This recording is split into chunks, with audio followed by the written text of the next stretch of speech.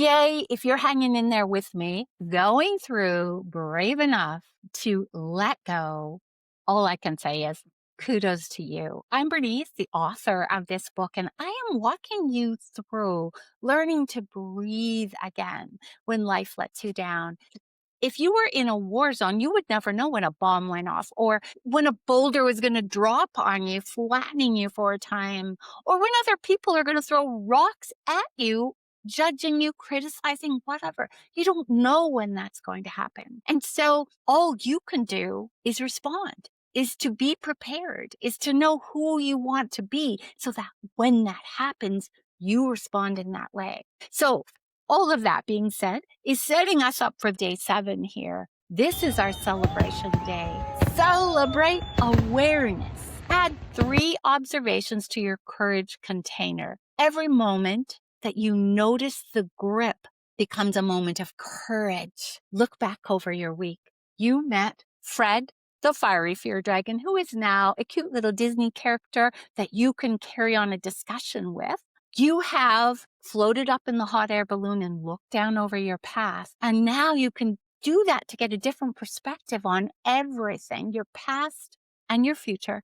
You have learned to change a story, to add the and I can work with it part onto the end of the sentence when you're annoyed at something. You have learned to feel the relief of letting go of one thing that you're controlling. And the most important thing that you have done here this week is recognize when you're controlling things that you cannot control. That's where so much of our anger and disillusionment and bitterness comes from. You are so much more than that. You have so much to offer, so much beauty in the world, so much of an impact to make. And then you learn to talk to your expectations. You had a conversation with it and say, okay, this is what I was expecting to happen, but it's not happening. And this is how I feel about that.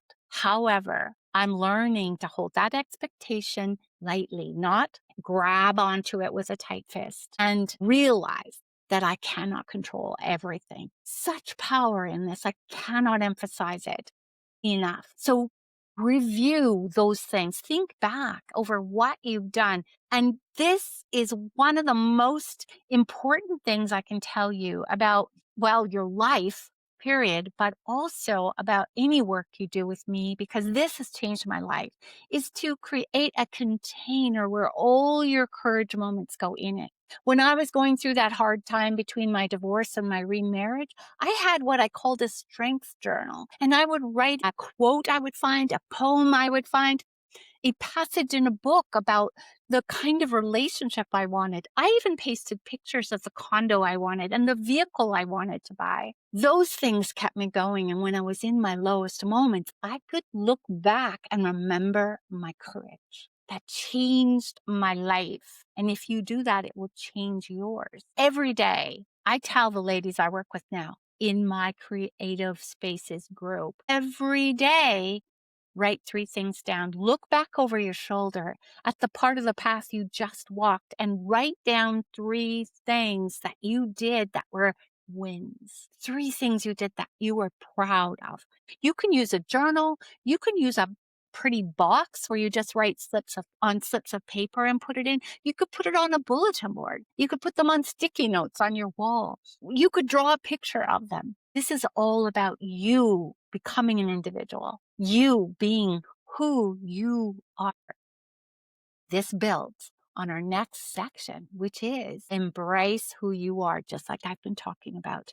That's the second step in the courage path. Embrace who you are because you're beautiful and you have so many strengths and you have so much to offer.